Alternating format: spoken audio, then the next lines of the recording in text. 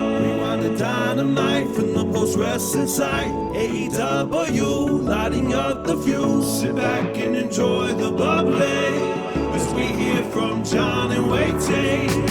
Where we're going, we don't need roads. And if the buck stops here, this thing might blow. Everything you hear are opinions of the show. And if you don't like it, go to the forums and let them know. Welcome to Rewind-A-Dynamite. I'm John Pollock alongside Wai Ting, live from the estate of Ting Manor. Hello, Wai. Ting Manor. How you doing, John? I'm doing superb. Superb, okay. I believe it. I can buy it. It's a nice shirt you're wearing. Well, thank you. It is our post-wrestling Marvel tee. Look at that. Designed by Robert Pearson. Where could I get one of those shirts? You know, I believe there are still some shirts available at store.postwrestling.com. Well, go check that out then. And you can look just like Wai. Complete. I mean, you're just, you're a billboard here. You know, all my shirts pretty much are from store.postwrestling.com. Even my socks, my boxers, we should start selling those probably. Yeah. Whatever makes you feel comfortable. I think that is the key. Clearly, I mean, you're in a pandemic. You're in these clothes. You want to feel great about yourself. Clearly, we have been able to branch out into apparel. We are not... Wait, have you ever heard this one before? We're not just a wrestling site. We're a lifestyle brand. Ooh. I hadn't heard it in a while. At least not in reference to us, but it does. That seemed to be the big thing in the mid 2000s. Everyone was... No one was just one thing. It was, we're a lifestyle brand. A lifestyle. Tap out. It's a lifestyle. No, we're not about fighting. It's like, that's one thing we do. We're a lifestyle brand, bro. Sure. Yeah. Why not? You know, it does make me think like track pant sales, sweatpants, like those sales must be through the roof over the past year. And conversely, I imagine like suit sales being way down, like formal wear. You know, you have no excuse to buy all that. But like lounge wear, I'm sure like that's through the roof now. Still a lot of people working out there. So, I mean, I don't know if the suit sales have diminished, but maybe they could have. Yeah, I would definitely go with the former, that the sweatpants sales you would think have probably escalated greatly in 2020. I'm guessing a lot of suit tops, but true pants, like forget it. You're on Zoom. Oh, yeah. You can't see what I'm wearing right now, you know? So it's just like you just have to look good from the waist up. That's all. Well, that was always the trick in any kind of anyone like broadcasting. I mean, you just have to wear. You're at a desk. What does it matter? Mm-hmm. You can have anything under there. No, exactly. Well, tonight we have lots to discuss. In addition to Dynamite, we're going to be taking people's feedback, which you can always leave at forum.postwrestling.com. And let's start off with the news, because I think there's some interesting things to get to tonight. The big item that was going to be, I guess, expanded upon was the thought on tonight's Dynamite. Not really so much beyond the press release that went out today. And I think we should just go to said press release that AEW sent out today. Wrestling legend Paul Wight signs long-term deal with AEW. That is right, Wai. After all this time, Captain Insano is all elite. As 2021 shapes up to be the year for AEW's biggest shows yet, today, the promotion announced that wrestling legend Paul Wight signed a long-term deal, adding yet another universally regarded name to AEW's roster of stars, legends, and upcoming talent. Wight will have an extensive role within AEW, and on top of his return to the ring, he will serve as a commentator on AEW's newest show, AEW Dark Elevation. Complementing Dark on Tuesdays, Dark Elevation will air on Mondays at 7 Eastern on AEW's YouTube channel and will showcase AEW's established and rising stars, as well as the top independent wrestlers in the industry competing against each other in the ring in pursuit of wins. It goes on. We have quotes here from Paul Wight and Tony Khan, and ends it. Furthermore, Paul enters AEW as a licensed wrestler, and he's very much looking forward to studying our talent firsthand from the commentary desk in preparation for his return to the ring. So Paul Wight has joined AEW. I guess everyone's immediate question is if TNT can sub-license to AEW and he can go Big Show. Yeah, I feel like they'll have a bit of trouble getting that one. Do you think WWE has let Big Nasty lapse, his original WWE moniker, which lasted all of 2 weeks. Big Nasty. I don't know if he'll be going after that one either. You imagine his theme song had been Big Nasty. You know, would it have been that much worse than the Big Show? I mean, the Big Show is hardly a good name. Yeah, but it's the doctrine that you can literally be named anything, and fans will just get used to you being called that. Like, honestly, Triple H. No, it's ridiculous. Look, it's H. It's crazy. So, I mean, Paul Wight, whatever you want to call him, like, I'm sure, you know, some form of giant, like, everybody knows who the guy is. Enough people know him by name, but, you know, you talk about this Forbidden Door, and I certainly did not expect this one. AEW really continuing to make a lot of, like, unique moves this year. Big Show, of course, you know, somebody who pretty much, like, felt like he was retired by this point. And if not retired, at least, you know, somebody who seemed like he would be a lifer in that company. Especially with all of his out of the ring work. I mean, he was a big ambassador for the company, involved in their initiatives with the Special Olympics. We had the Netflix series that ultimately didn't get renewed, but that was a season, something that, you know, WWE was involved with. I was with you. Like, it seemed like Paul Wight was a guy that was probably just going to be connected to WWE, but, you know, as it came out, you know, his deal recently came up, and AEW saw an opening to bring in Paul Wight. Now, the man is 49 years old, and I think we will see, like, I believe, like, Paul Wight, one thing you can say is that after that guy came back from, you know, all of his injuries and such, got himself into tremendous shape. And I don't doubt that he is one of those many talents that I think has a bit of a chip on their shoulder to come out and, you know, probably retire on their terms. I don't know how long of an in-ring run we're going to be looking at for Paul Wight. And I'm certain on the AEW side, like, this is a performer that has had a pretty good career, but I think was also a character that was just destroyed by booking. That I think there's some of that in Tony Khan of taking these reclamation projects and putting them into a different light for fans to say, look how they mishandled this performer and look what I saw in him. But I go back to what we talked about in December, and that was bringing in Sting. And we saw that initial buzz. And what I'd said at the time was that there will come a time when numbers subside, and do they get into this game of suddenly several months later, you're looking at going back to the well and bringing in another big name that's going to get that curiosity initially.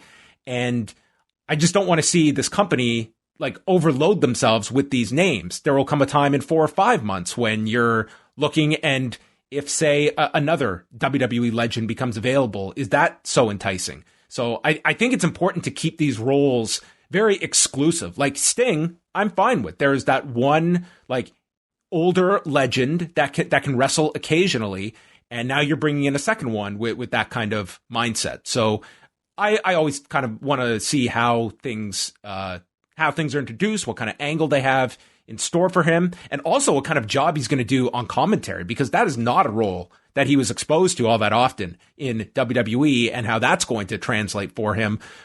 Calling matches of talent you would think that he is going to have to learn about if you're talking about the vast independent wrestlers that are out there coming in for one-shots. Well, sure, yeah. I would say they're still pretty well beneath the threshold of, I think, you know, having too many former WWE guys. I also feel like there must be some other motivation beyond just having maybe his presence being there in front of the camera for AEW. Certainly, we know that roster is incredibly young. They have a number of big guys that I think could learn a whole lot from, you know, his level of experience. I also feel like in recent years, we've seen him, Paul Wight, take a huge leap in terms of his, you know, acting ability, promo ability in front of the microphone, that I think AEW will make far better use of than WWE has. I do too. I think he's going to surprise people that have just they've just become accustomed to this version of Big Show that we've, like, listen, he has been on your TV for 25, 26 years at this point, and has been largely in that similar role in WWE for 22 of those years. I do feel like he is going to surprise some people with his versatility outside of a WWE environment. He's also, I think, somebody who is potentially will be a tremendous ambassador in the mainstream for the company. We've seen already, I think there are attempts to try to get Cody out there, to get people like Shaq coming in here to try to boost AEW's name value. They're at the stage right now where they're not so much in need of getting the hardcore fan base. They need to get your parents, people who, your friends who stopped watching wrestling but might remember somebody like a Big Show, people who watch NBA but don't necessarily watch wrestling. Big Show is a type of name who can make those TV appearances, get on talk shows, and hopefully promote your show to a different roster. Ultimately, I have a lot of faith in Tony Khan's booking that, somebody like Big Show is not going to just come in and overshadow, hopefully, a Lance Archer or a Brian Cage to take those title shots and, take those main events away from him. I do ultimately hope that he is there to improve the name value of somebody like a Kenny Omega or a Lance Archer or even a Rey Fenix in the future. It's a really interesting and completely unpredictable move for AEW, but I'm curious to see what they do. I think that's something that they want you to be in the habit of is being able to do things that are going to be a jolt to its fan base. That's going to, if there's any kind of a lull in your fandom, that they can do something like this that's going to immediately grab you. And I think the timing of it was very smart, that this is going to, I thought it was a very smart move not to do some taped interview with Paul Wight and insert it tonight. Put all the eyes on next week. Next week is a big show. It's your go-home show for the pay-per-view. And you've got, I think everyone, the fact that you have Shaq and Big Show on the same show together, that will lead to people's curiosity right there.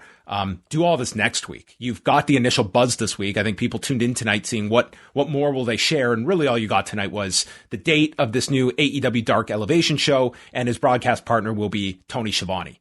So that's what was revealed tonight. Now on the subject of AEW Dark Elevation, this will be their third weekly show that they're introducing. It will be starting Monday nights, March the 16th, I believe is the date that they announced. And it will be airing Monday nights. So in the slot that they've been airing these women's tournament matches in, that will be their slot Mondays on YouTube. I believe it is 15th. 15th, okay. Yeah, so this is not, as far as we know, the third hour that Tony Khan was referring to? No, right. Tony Khan has said that is still coming. I mean, it sounds like this is just, an extended version of AEW Dark, but placed on a different night. That's kind of what it sounds like. They haven't really differentiated how this is different from Dark. It's going to feature, talent that are regular stars, rising stars, and will have independent talent. And I know that Tony Khan has said in public before the idea of potentially splitting Dark into two, which I don't know if that's what this is. It's kind of what it sounds like it is. The fact that they're calling it AEW Dark suggests that it'll probably have the same caliber of talent, if not maybe even to a maybe lower degree than what you might see. Like, in order to get to AEW Dark, you now have to make it through AEW Dark Elevation, and then someday you'll make it onto Dynamite. Maybe they'll be on a raised platform or something. It's going to be above Cobo Hall. Perfect. That would be the natural place to eventually take AEW Dark Elevation with Paul Wight. Yes. In a monster truck. Oh, of course you have to. Every match is a monster truck match. So it's, as I mentioned, Tony Khan stated today that the additional hour of AEW on Turner Networks is still coming. And I guess this is obviously what the game is. It is producing content that you hope that you will find people that are going to spend money on your content. And that seems to be the strategy here. Whether this is there have been complaints about the length of Dark, and maybe this alleviates some of that Dark goes from being a 2+ hour show most weeks, which I don't have the biggest issue with. They have not hit you over the head that this is this must-see show. And I think it is a cool outlet to put a lot of talent that you maybe have never gotten to see before on a broadcast, and you can take it from a 2+ hour show to maybe, 2 60-minute shows on back-to-back nights. The fact that it's also Monday at 7:00, clearly, obviously trying to take advantage of that Raw audience as well, that's used to watching wrestling at a certain time. From the sounds of it, it sounds like AEW is, doing a lot of these matches, bringing a lot of talent in anyway. This might just be a better use of, splitting that dark wrestling, dark match footage over the course of 2 nights instead of just one. I'm curious to see how the Big Show will sound as a commentator. I'm also curious to see, as always, if they actually do any sort of real storylines in a show like this, or if it's just going to be match. Mike Johnson at PW Insider reported that White's deal with WWE expired last month, and earlier this week had actually quietly moved to the alumni section of the website. And the last time we saw him on TV was that Legends Night, where I guess his send-off was getting verbally berated by Randy Orton, among the others. And yes, joined WWE back in February of 1999. So that's an incredibly long stretch with that company. And you would have to think that Paul Wight is looking like to probably spend the rest of his at least active in-ring days with AEW. I cannot imagine him signing another contract after this that entails any in-ring work, given, given what his body has been through, what like surgeries he has had to come back from, that this is, I'm sure he's looking at this as the your send-off matches and then have a longer role with AEW outside of the ring. It's hard for me to see the WWE putting him in any sort of, in-ring capacity that would be extended, because they have so many other people. He's not as valuable to the WWE as he might be to an AEW. So this would probably be the best chance that he has of one last run. And what a way to go out as the WrestleMania main event dark match headliner. Perfect. That aired 24 hours later. Yeah, I'm sure that was weird. Did he not have a match after that? Like, did he not? He did this. He did the stuff with Orton. They might have done a match on TV, which would have been his official send off. Obviously, he technically very memorable. Technically main evented Mania last year. He technically main evented WrestleMania. Okay, he did several matches on TV after WrestleMania. He did a handicap match against Andrade and Angel Garza. Then he did a big 6-man tag, and the final match was an unsanctioned match with Randy Orton on July 20th. That would have been his last official WWE match. So there you go. Moving on to more story. Anything else on the Paul Wight front? I think we wait to see what he says next week. Yeah, that'll be an interesting part of next week's programming. So another story today, and this kind of goes back to Monday night, what we had been discussing coming out of the weekend with Progress Wrestling. Today, Sean Ross Sapp at Fightful reported that Marty Scurll was backstage at a recent set of tapings for NJPW Strong in California. Following that report, Emily Pratt at Fanbyte reported through a source that Scurll was at the tapings on January the 22nd and even did an angle with Rocky Romero that has yet to air. Of course, ROH and Marty Scurll, they parted ways earlier this year. This followed an investigation after Scurll had been named during the Speaking Out movement and with the allegations that Scurll was facing. And again, what I said on Monday is that, the story about Paul Robinson and now with Marty Scurll, again, these are going to be stories that are going to be continuing to happen. And I think anyone looking at the people named, Marty Scurll would have been at the top of that list of people that, there was no way that Marty Scurll was not going to have interest at some point. The question was when and what is the response going to be like? And, you're at a stage in the industry that's it's a very difficult one to gauge fan interest beyond just what people are going to say online. Like, this is not a case of having to sell tickets and whether that's going to be a turnoff to people, if they're going to reject this, if a company feels that we bring him in and we just battle through the inevitable backlash we're going to receive, but people are eventually just going to be accepting of it. Again, it's very difficult when we don't have any kind of oversight here that comes down with some kind of ruling, with some kind of decision. It's left to the promoter of when is it okay to use these people and what kind of voice do we give to the fan base. This really comes down to fans and how they're going to react to this. And I go back again to like the Paul Robinson thing, and I think it very much was that outcry that at the very least led to Progress addressing things on Monday. And that was completely like online driven by people that demanded answers and then got them on Monday. Certainly. Yeah. It's, fans have the ability to speak with their social media and to speak with their wallets. Now, to me, it's like, this is a move that I kind of saw coming. Of all the options in the US, I feel technically, as if you consider New Japan a US territory at this point, he was most likely to be there, already has that prior association with them. I also feel like New Japan has kind of established sort of a reputation for not worrying so much about controversies such as these in the past. If it was New Japan proper in Japan, I think he would already be there. But because it's the pandemic, he can't fly over. He has to work apparently these strong tapings. And I think it'll be really interesting to see New Japan US's response, because if it was just in Japan, I don't think they would care that much. But because this is now sort of a US based company, I think they're subjected to a lot more American fan base reaction, and maybe they'll make a move as a result. Maybe they'll change things. Maybe they won't.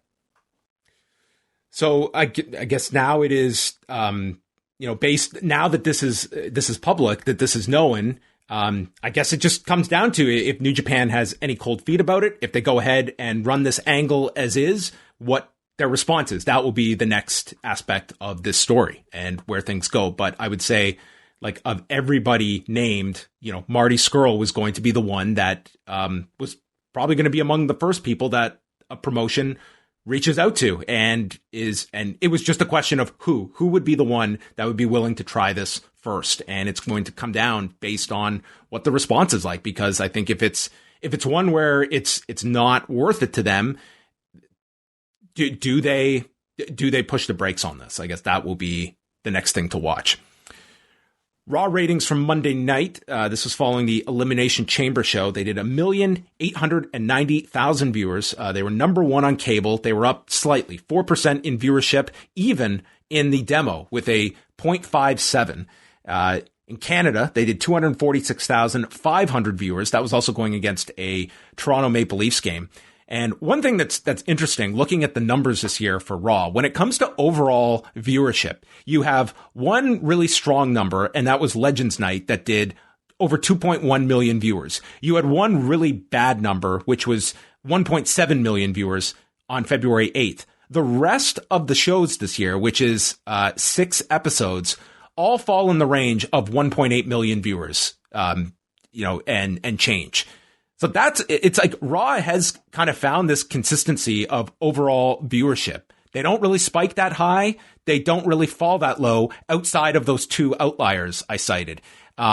With the demo, I mean, you get a bit more fluctuation. Again, you throw out Legends Night, which was kind of the anomaly this year. And then you have kind of a high this year of a 0.60 and a low of a 0.49. And I think what we're seeing with Raw is that you are getting into more patterns. And it is the same patterns we've seen before. It comes down to what is the interest in the show.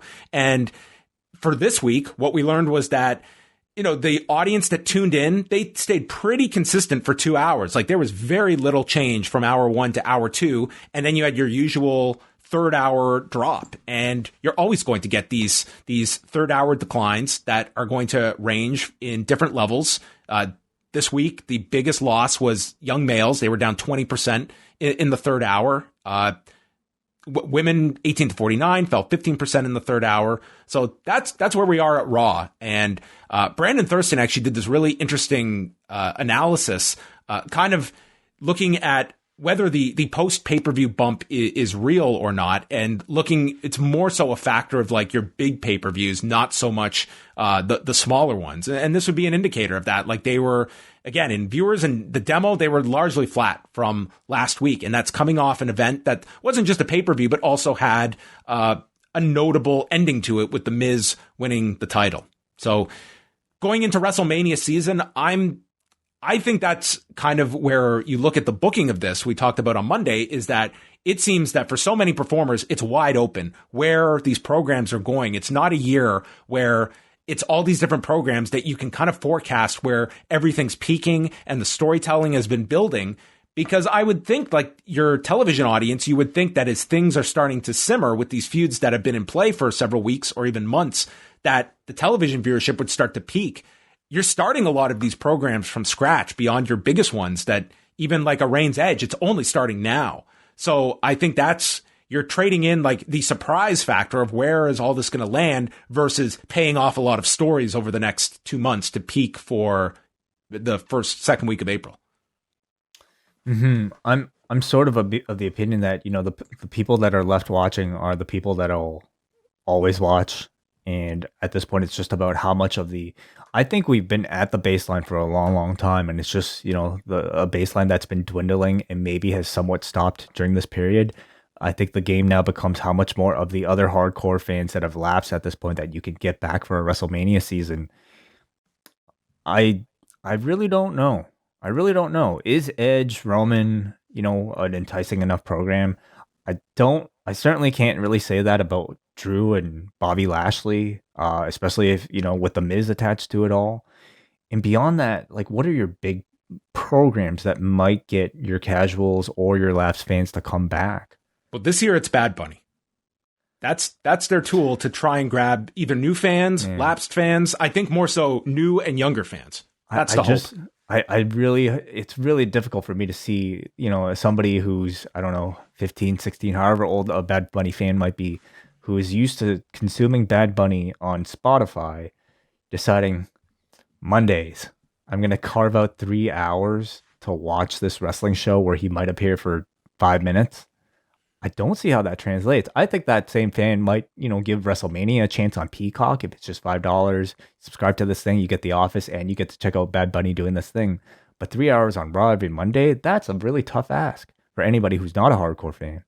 Well, that's going to be the test over the next month, is to see, and I do think it'll be sizable, and that is NBC's level of promotion for the launch on Peacock and then secondarily WrestleMania. Because I think you could get like a solid month of promotion. It's in NBC's interest. You are locked in long-term with this company. It's your streaming platform that you are promoting, and what kind of synergy you see of WWE talent that appear on NBC's biggest promotional outlets to really sell you on Peacock and the WWE product. So who's going on SNL next? R-Truth. Oh, I'm so surprised. Like, somebody in the cast didn't win that title. Maybe the Fiend and Alexa Bliss do a sketch on SNL. Wow. Would it be the cold open or the ending? Live from New York. Ugh, and he vomits. Wow. So that'd be great. Yeah, it's going to be a big 2 months for the WWE in terms of this promotional push for both Peacock and WrestleMania. Up at postwrestling.com, I've got my news update today, including the history of head-to-head wrestling in Canada. I got to write about the new VR today. Oh man, anytime you can mention the new VR as part of your day, it's a good day. So great job with that, John, and great job again with your Big E interview that's up on the site right now, talking about Our Heroes Rock. What's the update on that Kickstarter?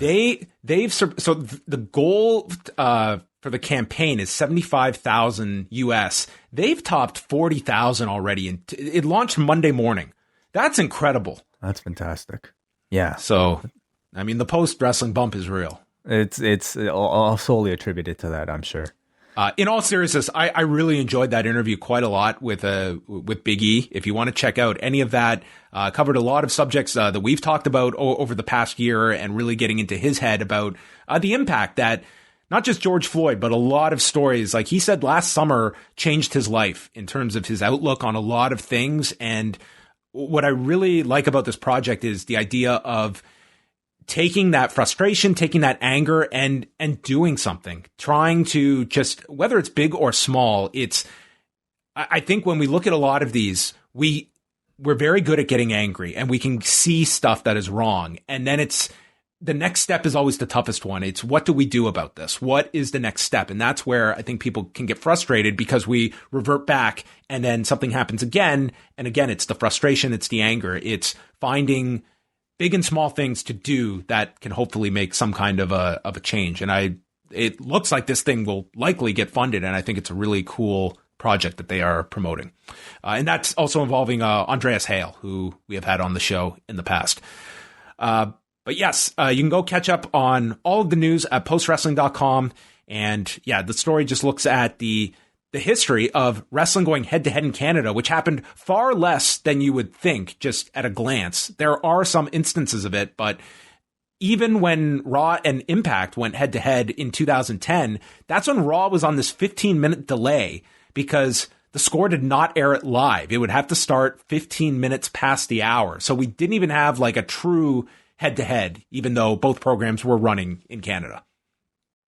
And we only had eventually three sports stations. Not like now when we have like 15, sports stations, but there weren't really too many options for head-to-head battles like this to take place. Well, think about the power that TSN had, and also like the limited options you speak of. The fact that TSN got Raw and Nitro at their peaks, like that there was no Sportsnet. I mean, I guess the score might have been barely. It was headline sports, but I mean, it was much, much, much smaller at that time. I mean, they were just like they were highlights. It was far from what the score would become, and now Sportsnet 360 under Rogers' ownership. But yeah, TSN had Raw and Nitro at the peaks of those shows, but never did we get Nitro live here in this country.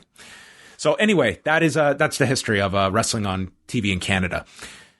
And tonight we had TSN 2. A lot of that stuff, but before that, I want to talk about some of the things on the site. Oh, that's right. That's right. A lot of stuff on the site this week, and I want to start off with talking a bit about our Rocky Balboa review from yesterday on the Post Wrestling Cafe.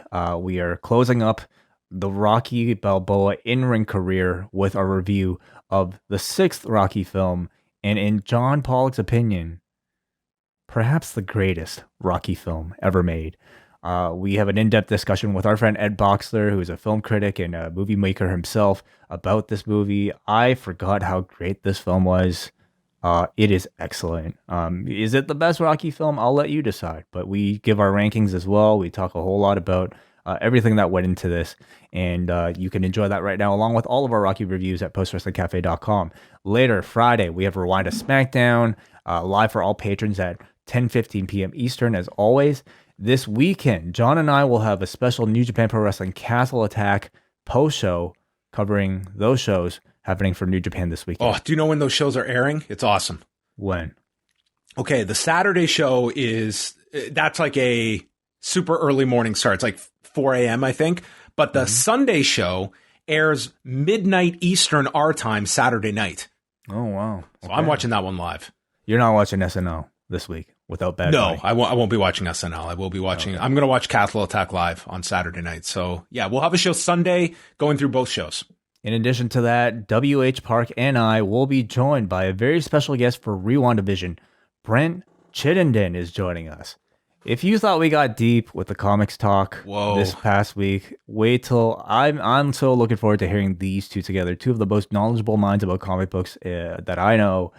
Brent, one of the smartest people when it comes to this type of stuff. So I look forward to the discussion. I'm just going to sit back and let them go. That's exciting. Can I make a confession now at the mercy of my Twitter mentions I'm going to see tomorrow? Yes, please.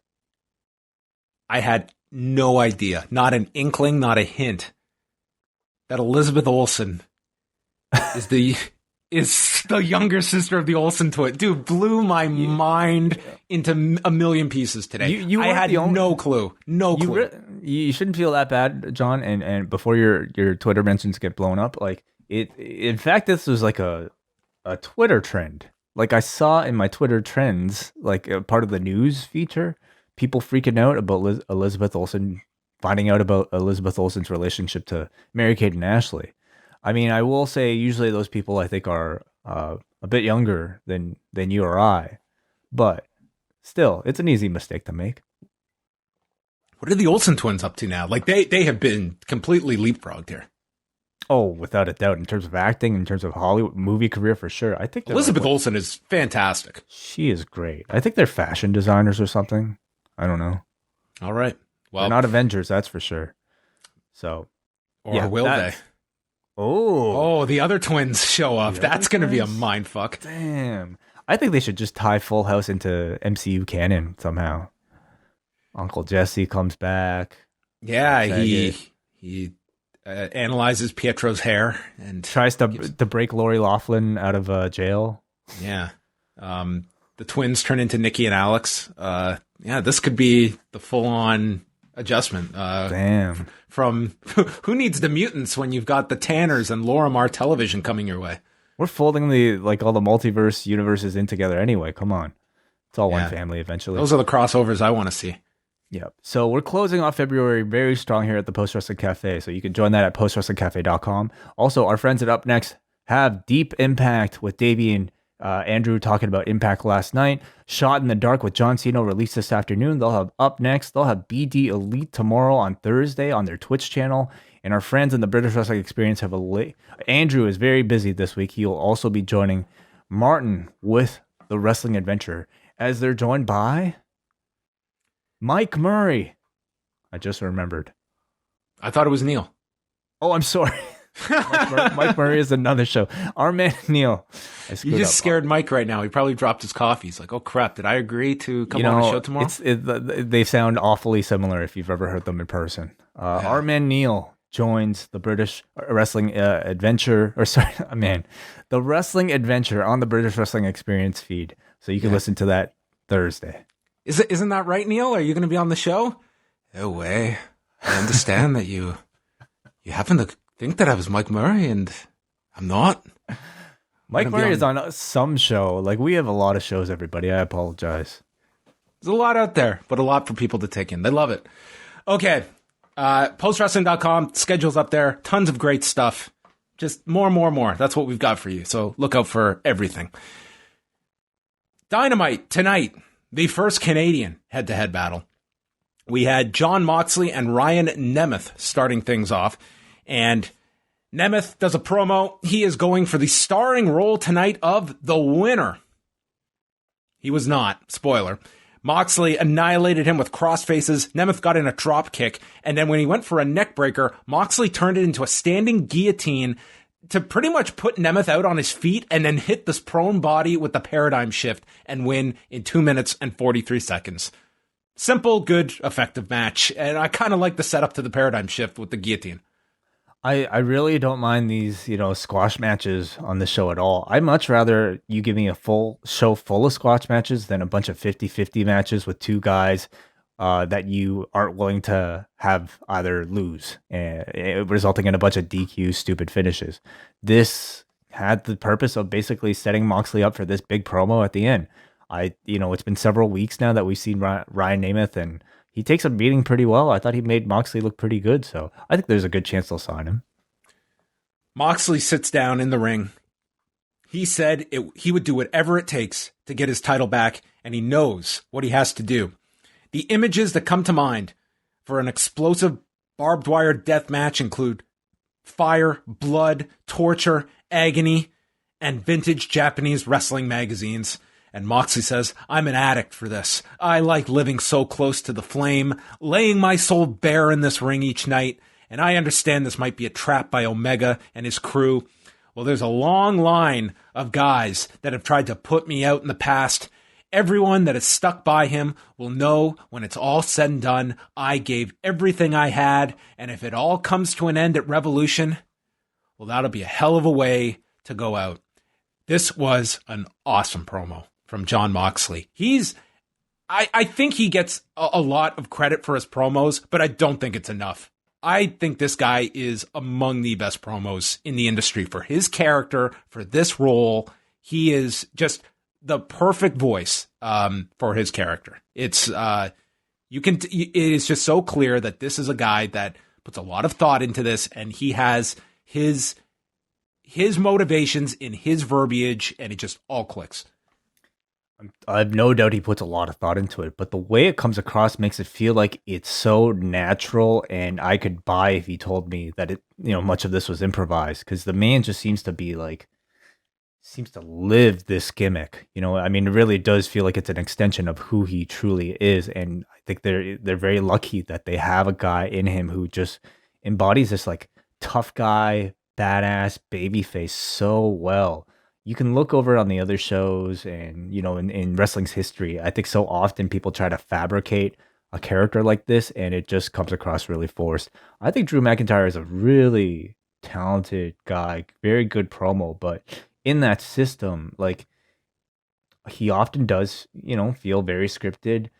Not to say like, and like Moxley doesn't at all, not at all. And I'm not even saying one's better than the other. I think they're both incredibly effective. But if I had to pick one that I felt more genuine, it's certainly Moxley.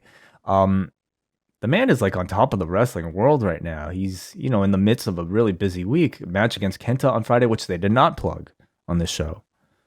No Kenta plug. That's right, they didn't. Yeah, he's got a very big week, including he's going to be named the Wrestler of the Year for the Observer on Friday.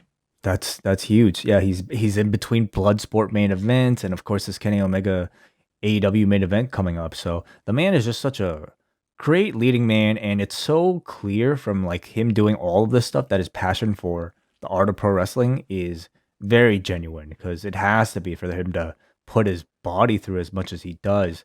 So I just hope he stays healthy through it all. Excalibur explains that the ropes will be wrapped in barbed wire with landmines inside the ring. That's what that match is. Yeah. And then they ran a video, a history of Moxley and Omega going all the way back to Moxley's debut at Double or Nothing 2019, and kind of how they have kept this story, at different points and crossroads. Like these two have always found their way back to each other, and this is being built up for the pay-per-view. Like this is the end. We saw a lot more video packages than usual on this edition of Dynamite. I mean, it was a taped edition of Dynamite, but they were spending a lot more of their on-air real estate on, promoting using video. So this felt as much like a go-home show as I'm sure next week's will. Like this felt like the pay-per-view was this weekend. They were pushing the pay-per-view very hard. And what we said last week, they were hitting you hard. This is on Sunday. Sunday. Do you think, because I've seen like, what is it? Some discussion about video packages taking away viewers. Do you think at this point they will see a significant drop because they aired video packages? I think that there's times that you have to just bite the bullet and risk that. There's a pay-per-view, and that is the focus. So I think if, AEW, I think you're also at a part where some tune out is not going to debilitate them by any stretch. And I think there's times like when you're pushing the pay-per-view, you have to, give that up, because you are trying to sell to your fans that are watching, that are on the fence about buying this pay-per-view, that you're really trying to do the hard sell with. So I think these last 2 weeks, you forfeit that prior thinking that might dictate outside of pay-per-view time. It seems to be like why they have this Shaq match positioned the way that they do, to get as many eyeballs on their actual go-home show as possible. Fenix and Archer, this was an interview from last week where Archer said he's going to kick Fenix's ass. Fenix speaks, and it's translated that Archer was the worst partner he ever had, and they fought. This was a brutal setup to what was going to be a great match in the main event. Really hokey setup for a brawl, just like local indie type of like, you said what about me? I'm going to get you, like that type of thing. But I do like the fact that they use this Alex Abrahantes here to allow Fenix to speak in Spanish. I think, for somebody like Penta or anybody that they might bring in who doesn't really speak fluent English, like he's perfect. Or like a translator who is actually doing in the interview is just a perfect way to do that. It seems so simple that I'm surprised it hasn't been done before. The Young Bucks arrive with Mama and Papa Buck, and they walk up to a production truck that's got Matt and Nick's photos on the back. Papa Buck is so happy. He wants to take a picture with his sons in front of these photos. They take a picture. Papa Buck just says, "I'm so proud of you." I was like, this countdown to doom, I thought was so good. I was like, you knew from the second he put his hands on Jericho last week, you knew all week Papa Buck is fucked, and they were going to make you wait, but you knew this was coming. And it was, I thought Papa Buck was the star of this show to me. Maybe outside of Phoenix. He was the best part of this show. He was great. As soon as you see just a segment that just ends with a happy ending, you know it's not going to last. Oh, not at all. The Varsity Blondes versus Brian Cage and Ricky Starks. Taz is on commentary. Starks trips over Pillman, flying to the floor. Cage then powerbombs Pillman into the post. They promote that tickets to the pay-per-view that's happening in 11 days, go on sale this Friday at 10 a.m. Now, it's not a giant number that they're selling, but still, they're putting tickets on sale 9 days before the pay-per-view. Could that be because they don't know what things might change last minute? I don't know what's going to change. I mean, the show's going to happen. They've got, I guess. I meant restrictions and all that, but in Florida, that's not likely to change all that much. Yeah, I don't know. It's like, hey, Governor DeSantis, we're thinking of running 80,000. Cool. I dare you to do 90. So tickets are on sale Friday at 10. So they're selling tickets for Wednesday and tickets for Sunday, and it's a lot. I wonder what their response is going to be like for this pay-per-view. This one is like, is this enough to incent? Yeah, in terms of like going out, like I have to imagine like it's pretty much a pretty loyal group that are going to a lot of these shows. Could you see people traveling like over state lines to go travel to this pay-per-view?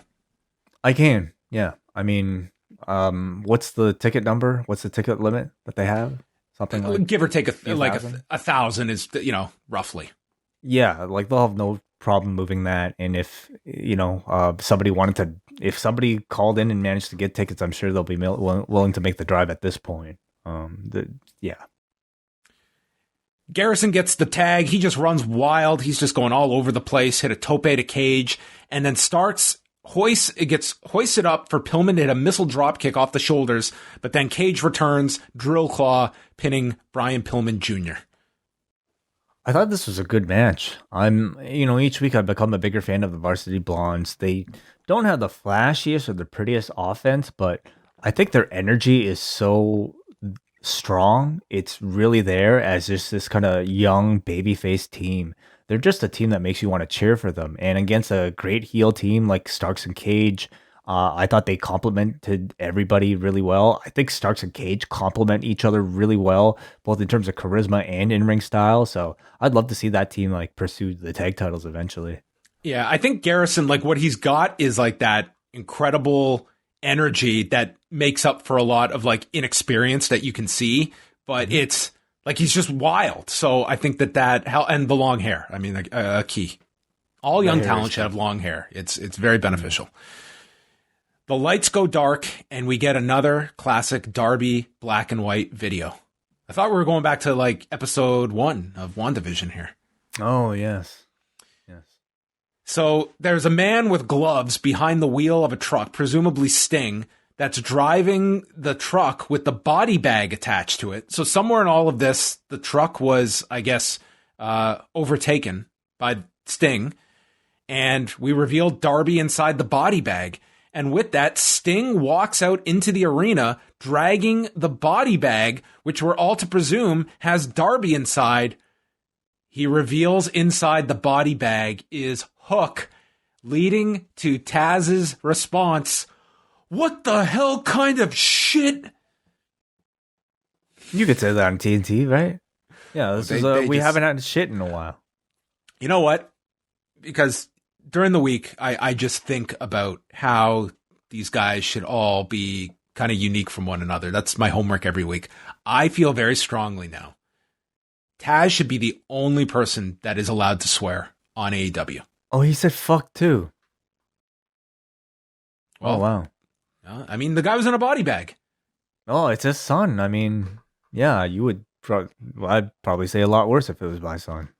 What the fuck kind of shit? Then Sting points to the rafters, and there is Darby, who rappels down, carrying a skateboard, and lands in the ring, and he's hooked up to like the carabiner. So instead of like having to stop and unhook it, he's got the skateboard to attack Cage and Starks with. And this leads to Sting hitting a Scorpion death drop, and Taz watches on with Hook. I still feel really uneasy about seeing any sort of ziplining inside a wrestling arena. I do too. And it was, WCW did continue it with Sting after Owen, but I think it's just more about taste at this point and like conjuring up memories than I'm sure it's every like you could see like they had like the carabiner, like they had it safely done. But it's what it draws you back to instantly as a wrestling fan that I'm not comfortable with it. And I wonder how many people, it kind of just takes the air out of whatever scene you're trying to achieve here. But I remember that was the response people had the first time Sting did it after. And Sting did it at Kemper Arena afterward. They just got back to doing it. This is not that, and granted, I feel like Owen Hart is still very fresh on our minds, whether or not that's because of Dark Side or what, but it's still very fresh, and it's not going to be the same for everybody watching TNT, so a lot of people might not have cared, but I'm just speaking of my own personal experience, and I guess yours as well, John. I think anyone that was around during that, I would say anyone that's gone back, you're right, like Dark Side just came out a year ago on it, that you're instantly taken back to that, and you always will be of any kind of repelling stunt in wrestling. But in terms of danger, I mean, I am reminded that this is Darby Allin, who probably does far worse off camera each weekend by himself anyway.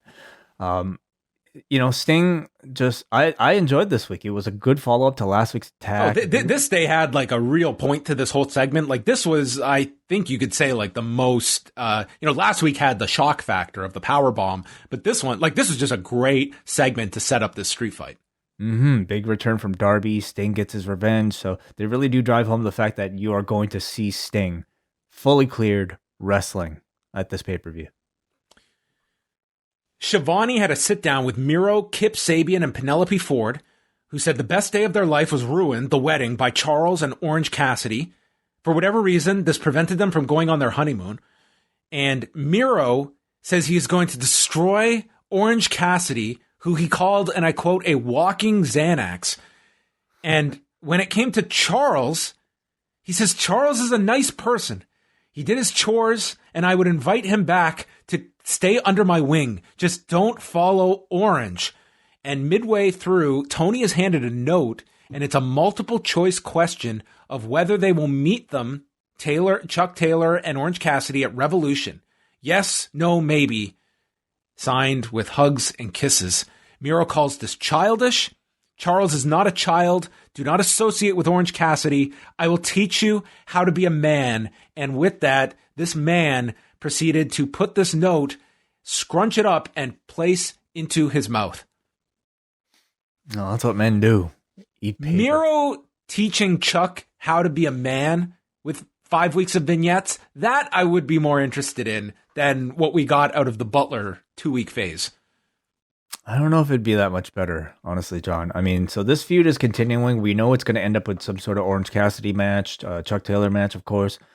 But man, the story seems to be continuing in the same sort of, I guess, semi-comedic vein that it just is just not working at all. Like, it's very nice of you to say semi-comedic.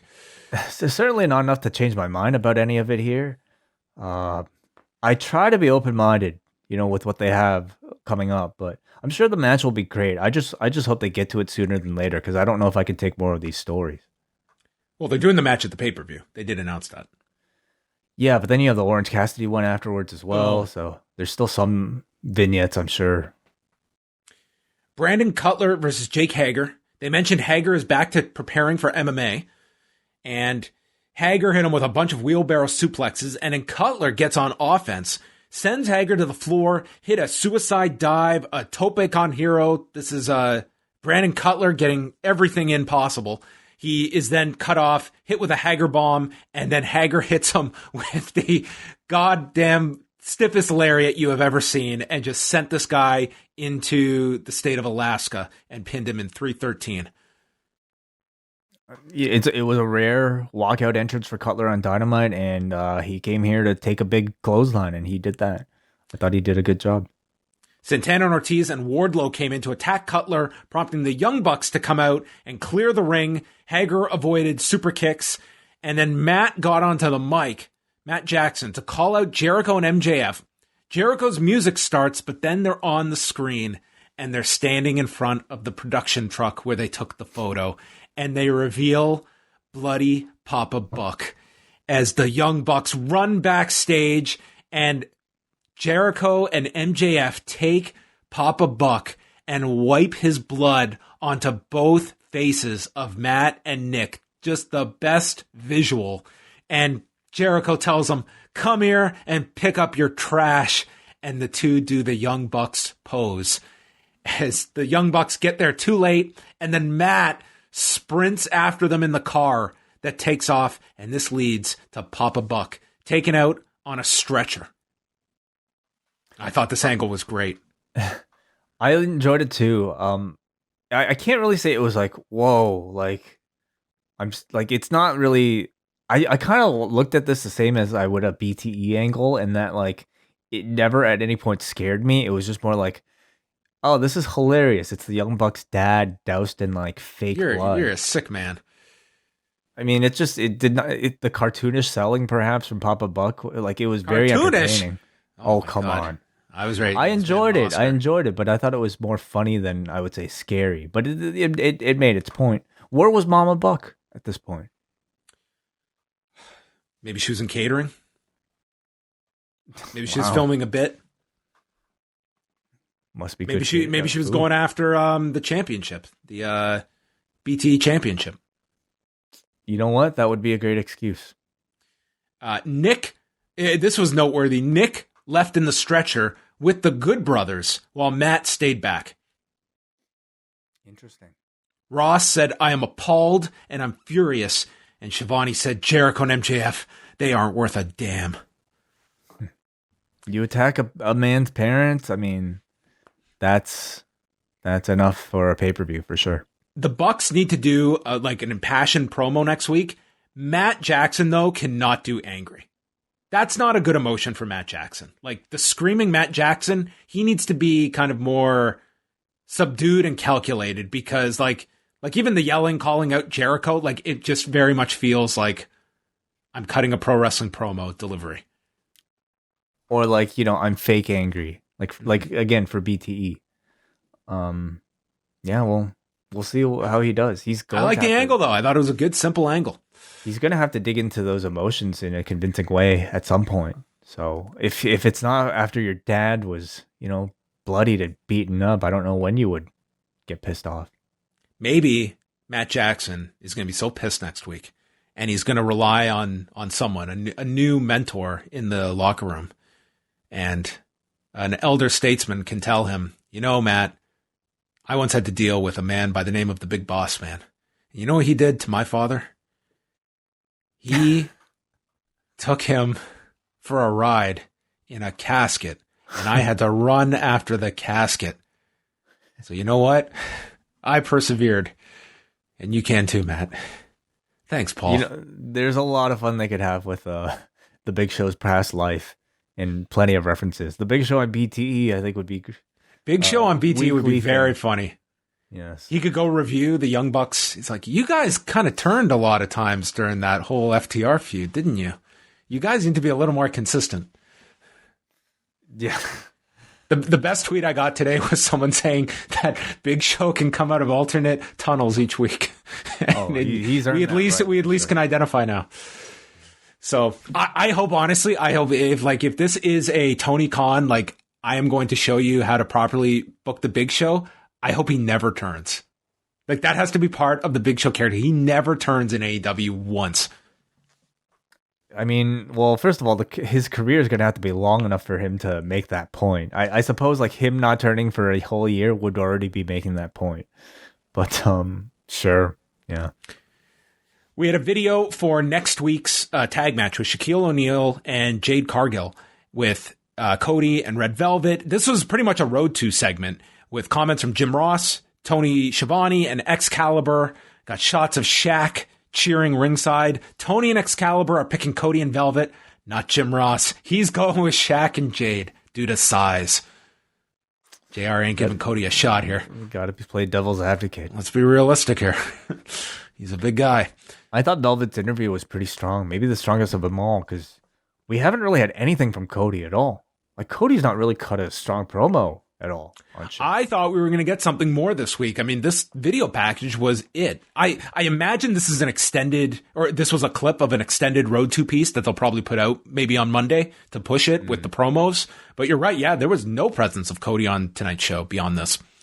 And maybe they feel that, you know, the goal should be getting Cody out there over the next week and promoting this elsewhere. And, you know, you've got your wrestling audience, and now it's trying to get your outside promotion. But anyway, Isaiah Cassidy came out with Matt Hardy and TH2 to take on Hangman Page.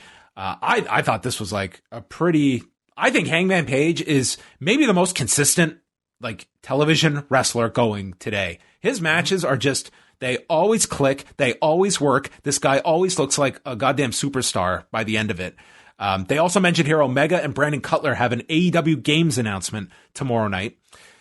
We saw Hangman Page's arm get worked over for most of the match here. Page's buckshot Larry gets stopped when Hardy sends him into the post, and that leads to John Silver and Alex Reynolds coming out and leading to Hardy's ejection by Aubrey Edwards. Interesting tonight, especially given the fact that they were going up against wrestling competition every single time, and there were like 4 examples of this, that they would throw to picture-in-picture. TSN did not utilize picture-in-picture, which they never do for the tape shows. Oh, is that the case? Okay, I had never noticed that pattern before. I just see, like, yeah, because the live ones they do. Okay, I had thought it was more consistent. I'm not sure why. Maybe it's just a technical thing. You know? Yeah, I don't know. I thought for tonight it would be one you would want to go out of your way to be able to utilize. Do you think this war is actually something that TSN is invested in? Like, that they care so much about, like, Sportsnet potentially drawing a number of viewers away from them for wrestling? I don't know if it's their number one priority, but I think it's another wrestling program, and it's something that they are invested in. I mean, it's like AEW does fine for the station. I would think it's probably not the top priority at TSN, but I would think it's at least on their radar. Yeah, I would think so too. Page snaps Cassidy's arm on the top rope. He's selling on the floor. Cassidy then stops a buckshot and is instead hit with a rolling elbow using the injured arm. He catches Cassidy with a DVD and a brain buster, allowing Jim Ross to note that Killer Carl Cox taught that move to Dick Murdoch. Cassidy comes back with a poison Rana, goes to the armbar on the injured arm, but Excalibur here criticizing his technique. He's like, he's not familiar with this. His legs are all over the place. Page gets off the turnbuckle, the arm gets snapped on the top rope, and then Cassidy goes for a springboard off the middle rope. He's caught and hit with the Deadeye, and Page wins. I thought, in particular, Page was great in this match, and this was like a lengthy singles match for Isaiah Cassidy. Really good match, I thought. Very good chemistry between these two, and I totally agree. I think Isaiah, again, no Mark Quinn, just like last week, so we got to see a pretty strong Isaiah Cassidy singles match, and I totally agree with your points about Page. He is so ready for that top role that he's just kind of making the audience beg for it at this point, which I think is the right reaction you want. I think from the time they made that match with Jericho and Page for All Out, I think they knew long-term Page is this guy. And I know people were upset that Page lost that match. It was 100% the right call. It was very necessary to have Jericho establish that title and Page being this long-term project. And I mean, he feels like he's right on the cusp of that whenever they are ready to pull that trigger. He needed to organically, I think, connect with the audience, and he hadn't yet by that point against Jericho, and he certainly has now. And I think they stumbled into that tag team with Omega, and they just wrote it out, and that turned out to be a great thing for him. I think working all those tag matches with all those guys and with Omega, I think that helped him greatly. Matt Hardy returns, and he tells Page, "You chose the Dark Order over Big Money Matt, so in turn, I am going to injure every member of the Dark Order." and he has Alan Angels, who he throws off the stage through the table at ringside. And all I could think is that if they were going to start this angle where Matt Hardy is going to take them out one by one, was there not a way that he could have been responsible for Anna Jay and her shoulder injury? You know, that's a BT angle that maybe they can explain in retrospect somehow. But man, that would be very dastardly to take poor Anna Jay out of a wrestling tournament, you know, banana peel type of thing. Yeah, I mean, it would be heinous.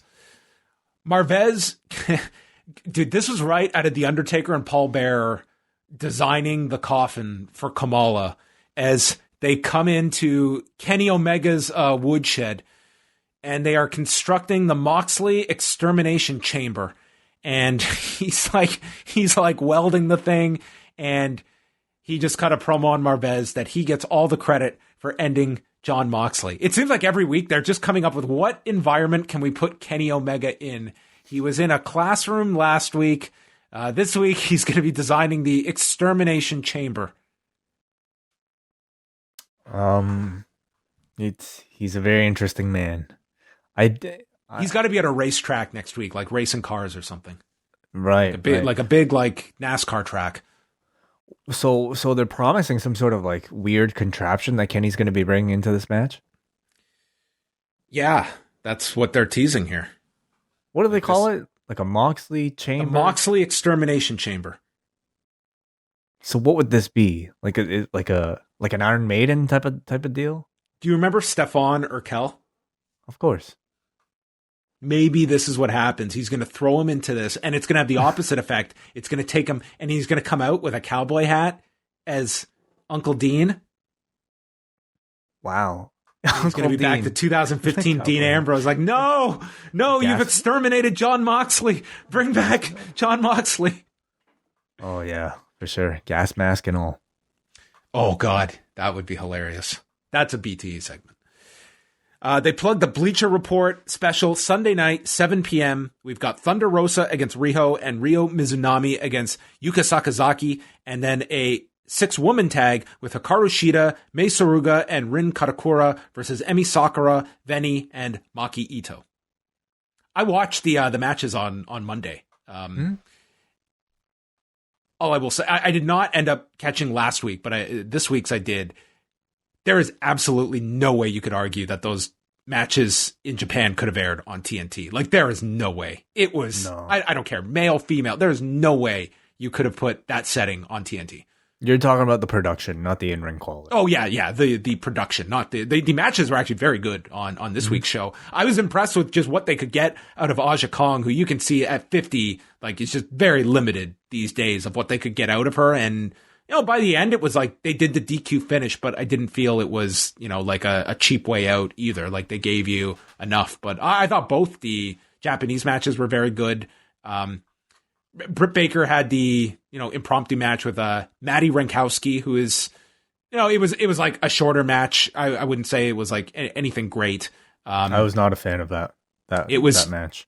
Like, it just felt like it was, you know, Maddie Rankowski put into it's a last minute thing. Yeah. Big spot for her. But I agree with you. Like, this is a fine, like, I think it's a great bonus to have. I love this concept of this international women's tournament and having a whole side of the bracket completely take place in Japan. To me, like, this is exactly what you want. You want, you know, a reason for people to tune in online. You're presenting it in very authentic fashion from that setting, complete with Japanese announcements and all. And then you take the winner of that side and put him into the proper Daily's Place environment to present to a wider audience. You're the perfect person to call it. Like, Excalibur is just such a value to them to be able to just put him into place. He did have Taz this week, but they were like, Excalibur is just born to call this stuff. I think Big Show should be calling it the next year. Yeah, that would be. Yeah, listen, I can't even like. It could be great. Joke it could be amazing. Because I have no idea. Like, I have no recall of it. Like, beyond where he's probably sat in for a match on Raw. Like, I have no idea how he's going to be. I'm sure he's going to do his best, but it's like I have no expectation. Like, I have no idea what to expect. I think he's going to be great. Hardy. Sorry, that was the Hardy segment. Nyla Rose versus Britt Baker. This was the semifinal. The winner will take on the winner of Thunder Rosa and Riho. Baker gets frustrated early on, teases leaving, but then she comes back because it is a tournament match. Rose teases a cannonball senton into the corner the same way that she injured Baker's knee last year, and Rebel pulls Baker to safety away from the cannonball. Rebel got involved all throughout the match. She took a Uranagi onto the edge of the apron. Baker gets the glove and is stopped with a chokeslam, and then Rebel is hit with the cannonball in the corner, so she takes it. Rose gets knocked into an exposed buckle after Baker had taken off the turnbuckle pad earlier on. She's setting up for the lockjaw, and the struggle for these lockjaw attempts. Rose would slam her free, then she'd use strikes to get free, and it was like Baker just could not lock on the lockjaw. And we got into several near falls, and this turned into, I thought, a hell of a match. I think Britt Baker, we have seen her grow significantly into like a really seasoned performer. It ends where Nyla Rose nails this right hook and hits the beast bomb, but she's injured and can't pin her right away, leading to Baker kicking out, and she gets up. Rose ducks a super kick, catches her with another beast bomb, and wins the match. This was definitely exceeded expectations. This turned into a very good match. Yeah, I agree. I was Women have really turned it up in this tournament. Like, we got that great match last week. Yeah, I think it's like you have seen like this tournament, I think, bring out the best in this division. I was surprised to learn that this was their first singles match, considering, like they're probably two of the more high profile personalities in the entire division throughout their history. But I think because both characters are so well defined, this immediately made it feel like a bigger match in this tournament.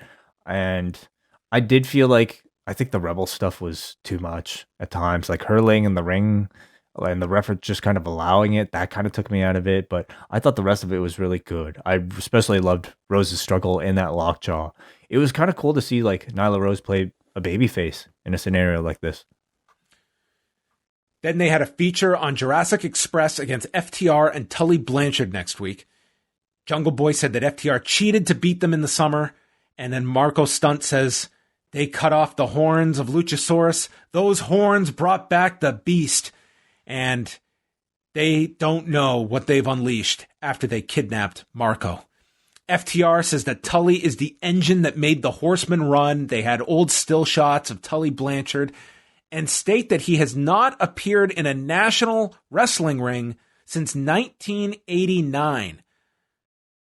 That is like ignoring a lot of matches this guy has had since 1989. Not to say this guy's had like a full-time schedule, but he hasn't been completely inactive in those 32 years either. I think maybe what they meant was TV. On national TV, I think was what they were trying to say. Was Heroes of Wrestling not on national TV? It was a pay-per-view. Oh. But he's done ECW. He did a WCW pay-per-view in there. I mean, he's done NWA stuff. I mean, he's had his matches in this time. But I guess on national TV, that is the out here. That they are trying to explain. So that's next week, along with Shaq and Jade Cargill versus Cody and Red Velvet. Matt Hardy, Private Party, and TH2 against Dark Order, Stu Grayson, Evil Uno, John Silver, Alex Reynolds, and 5. Max Caster versus 10 in a qualifier for the Face of the Revolution ladder match, or should I say a clarifier match. Yes. The finals of the women's tournament. And Chris Jericho and MJF will have a press conference with the wrestling media. I'd love to know who the wrestling media will be that'll show up. Probably PW Illustrated, or like, is that who they had last time? They did this for Brandon Cutler and what's his name? They did something on TV too, didn't they? Like when they were doing the Battle of the Losing Streaks with Peter Avalon and Brandon Cutler, they did the press conference with the wrestling media. Okay. And next week, Paul Wight will speak. And this is where they plug. March 15th, AEW Dark Elevation with Paul Wight and Tony Schiavone. As Schiavone will be reunited with his pal Paul Wight from their WCW days. The reunion we've all been waiting for. Yeah. The reunion you didn't know was going to be happening. It's Paul Wight. Also for the pay-per-view, they have added a casino tag team battle royale with Butcher and the Blade, Silver and Reynolds, Uno and Grayson, Santana and Ortiz, Private Party, Top Flight, and Bear Country. Bear Country, who we kind of saw get a bit of a call up, I suppose, like in that battle royal last time, but haven't really seen on Dynamite since. So, yeah, this might be something for them. And Kip and Miro versus Orange Cassidy and Chuck Taylor for the pay-per-view. Main event, Lance Archer, Rey Fenix. Winner is added to the ladder match at Revolution. And early on, Fenix hits this somersault dive through the ropes, clearing the guardrail and landing on his feet. This was amazing. Jake yanks Fenix off the top, so he falls down on the stage. Jake turns around to focus on Archer, and Fenix runs across the stage, leaps over Jake's head with a somersault off the stage, over the steps, onto Lance Archer. Great looking spot. Very cool. Man, there was like that Evel Knievel stunt of, what was it called? That, Jump the shark? No, not jump the shark. He jumped the snake here. What was it? It was called? It was like Snake River Canyon or something like that. Oh, okay. This was a more impressive jump of a snake. Yes. I really tried hard for that one. I crashed and burned on that one. Archer's chopping him, sends him over the rail. After the break, Fenix is hit with a big inside-out lariat on the edge of the apron. Shivani's going nuts. He's calling this a match of the year contender. There's a cannonball to Fenix into the rail, and then he avoids the blackout. Archer does the rope walk moonsault. Then Fenix does his own rope walk into a kick. This thing looked amazing. Then they did an overhead shot of the replay, which looked even better. He does the backwards rolling cutter. They tease a choke slam off the top. Fenix blocks, one-man Spanish fly, and then Archer grabs at the mask, pounces Fenix, buckle bomb, choke slam, Fenix kicks out. The announcers are worried. They're like, time's about to expire. We're about to go. I was thinking, oh my God, we're a year and a half into Dynamite and we have never gotten a Tony Schiavone, we've got to go. I thought this was going to happen, but we didn't get it because right then on cue, Archer hits the blackout and he pins Fenix and he qualifies, joining Cody, Penta, and Scorpio Sky. I thought Fenix was going to be winning this one, but no, they're putting Archer, the big base, for the ladder match. I thought that until they explained that if it went to a draw, both men would be disqualified. I thought this would have been a great way to get both of them in there by having them go. Tony Khan said today, or yesterday when he was on the Observer show, he said this will not be one of those cases where we sneak both guys in. He said one is going in and one will be out. So they did make it clear they were going to have one enter.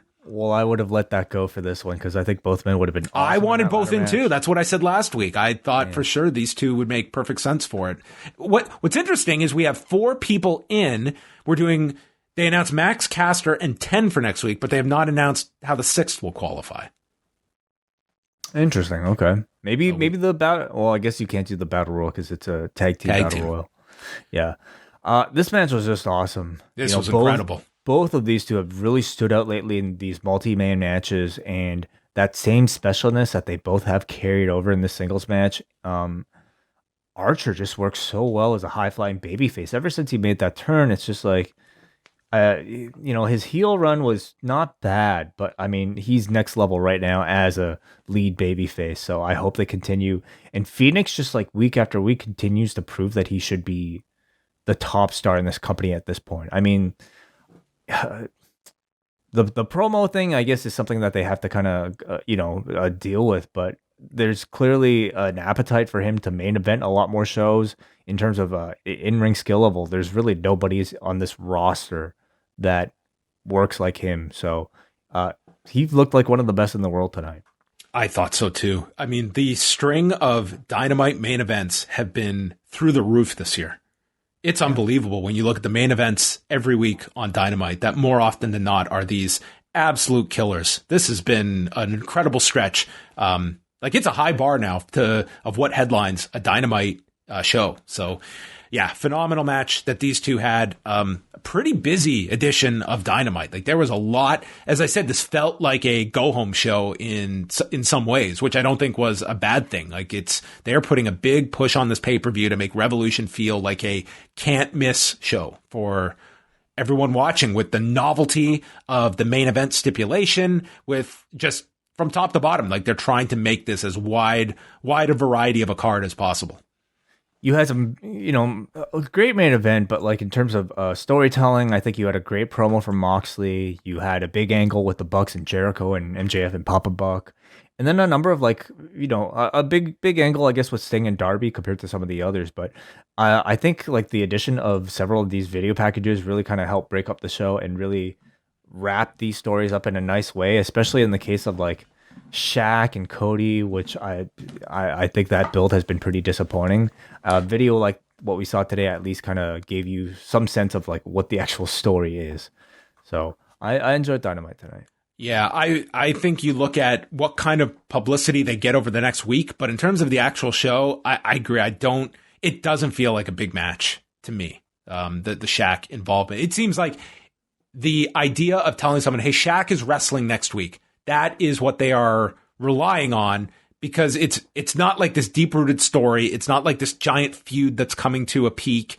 It just feels like, hey, Shaq's going to wrestle. I think if anything, it's almost like Paul Wight being on the show. It's like the tease of an angle that you wanted. Something is going to happen. And that's sort of what they are selling you on. But we'll see what happens over the next week. But just in terms of the television promotion, it's not like they really hit it out of the park tonight promoting this big celebrity match for next week.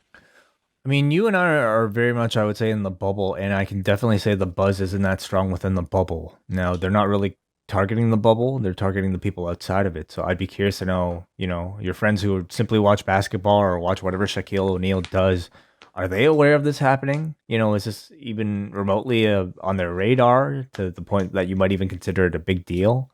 I don't know. And the ratings will really tell the story by next Thursday. I think they'll do a good number next week, but it's I'm very curious. I'm just curious to see what kind of how much of a full court press TNT puts on this match. Like, it's to their benefit. It would seem like this is your perfect, synergy of your big program on Wednesday with your top franchise in your one of your key NBA figures. All right, let's go to some feedback tonight. The show gets an 8.67 from the forum.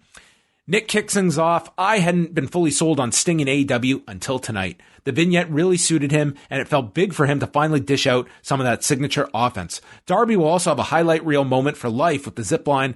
Otherwise, the purpose of this episode felt like it was meant to set the table for next week's go-home show and pay-per-view. I heard it's happening Sunday, March 7th, but the action was still very solid. With AEW announcing Dark Elevation and the reports regarding NXT Evolve, could an oversaturation of wrestling content become a concern? I think we're long past that. It's like way that's past. that's the game. And like companies, when you're talking about what is potentially on the table, if you can sell these shows, it's worth the risk. Yeah.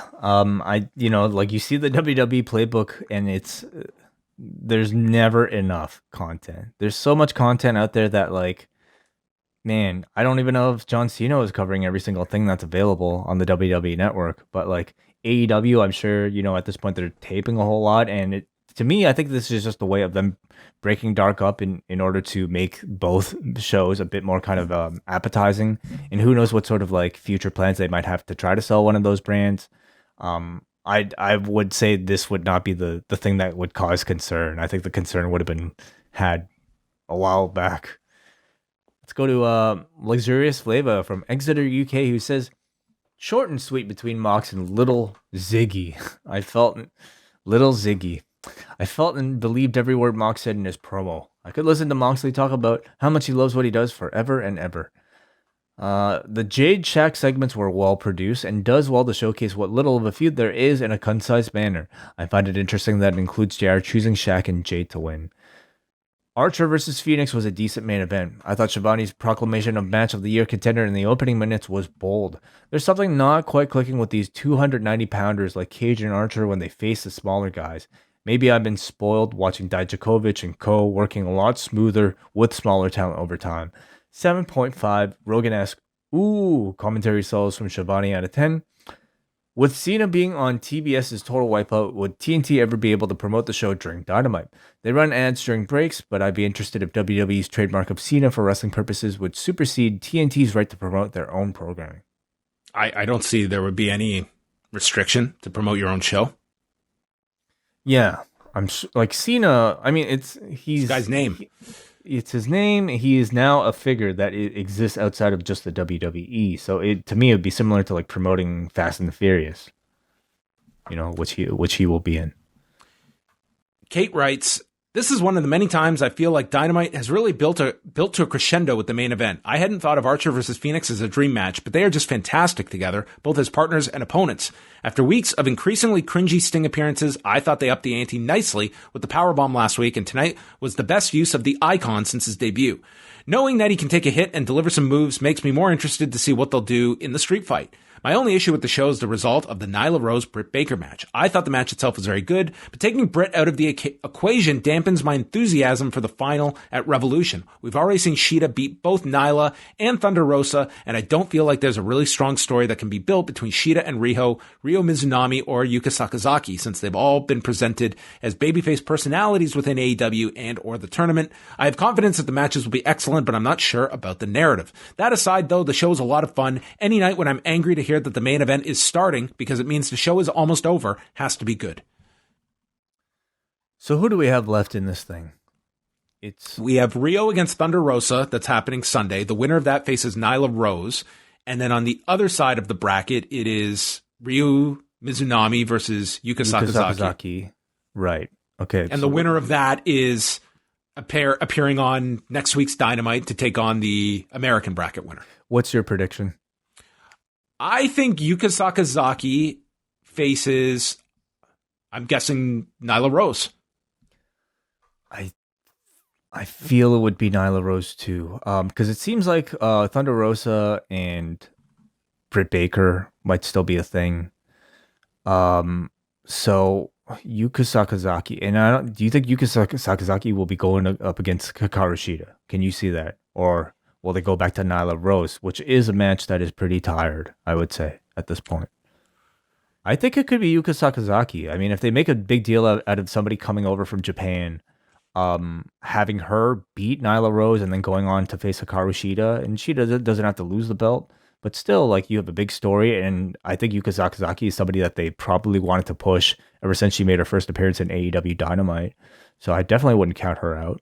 I would lean towards Sakazaki. It's like it's more fresh.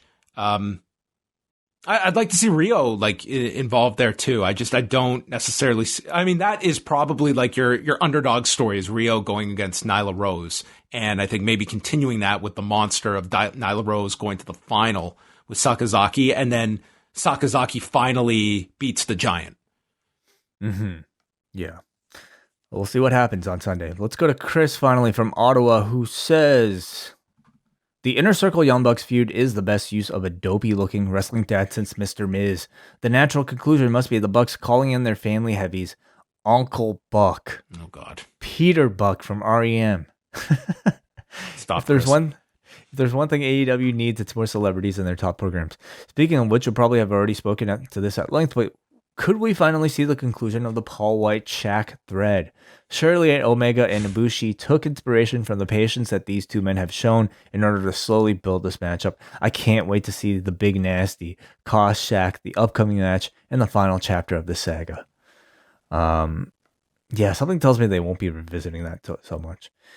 A bunch of other stuff happened, which leaves me with this final thought. Every episode of Dynamite I watch, I always seem to have fun. I can't say that about a lot of entertainment these days, let alone pro wrestling. Well, then is it really entertainment? Deeper question. Just because something tries to be entertaining, does that qualify as entertainment? I don't know. That is true. Well, Thank you for all of the feedback. Hey, thank you to Jake for buying a Marvel's t-shirt in the middle of us doing one of these shows. Right after we mentioned it, John. Listen. Shout outs to Jake. We might have been born at night, but not last night. Okay, we are savvy marketers at our core. It's a lifestyle, John. It's a lifestyle, bro. The post lifestyle. Yes. The post lifestyle. Well, Wai, this is where we bid adieu. I hope you have a wonderful night, a wonderful Thursday. What are you going to do tomorrow? Yeah, Thursday, you know what? Let me think. Maybe watch a movie. Anything? I'm going to the dentist. Actually, that's what I'm doing. Wow. I'm doing that in the morning. I've actually got to go to the dentist in 2 weeks as well. Hey, you know what I'm doing? I'm going to be joining the Discord at 3:00. Are you going to meditate? For the post-wrestling group meditation open discussion with Jordan Goodman and Lord of the Court Phil Chair Talk. I can't believe that sounds fun. This is 3:00 Eastern. 3:00 Eastern time on Thursday in the Post-Wrestling Discord, postwrestling.com/Discord. Phil and Jordan will be talking all about meditation and I suppose what it's done for their lives, a bit of an introduction to it, and I believe Jordan is even going to lead a group meditation as well. So it's something that is a really interesting kind of, thread that we've kind of begun with the wellness policy here, getting to be able to talk about topics like that. I'm certainly looking forward to it. So hope you join them 3:00 tomorrow, postwrestling.com/Discord. And the last thing, on Monday, Wai and I are going to be announcing a cool idea that we have come up with that we are going to be hosting. So Monday, we will make that announcement. Oh, nice. Tune in. Going to leave you on that cliffhanger. Okay, thanks to everyone that joined us live. We are here for our double ice cap and espresso patrons. 15 minutes after Raw, 15 minutes after Dynamite, and all patrons can watch Rewind to SmackDown live. That is when we return Friday night, 10:15 Eastern. Always a fun show on Fridays when we open up the phone lines and hear from everybody. So that is when we will chat with you next. Have a wonderful Thursday, Friday, Saturday, all of the days of the week, as we say goodbye.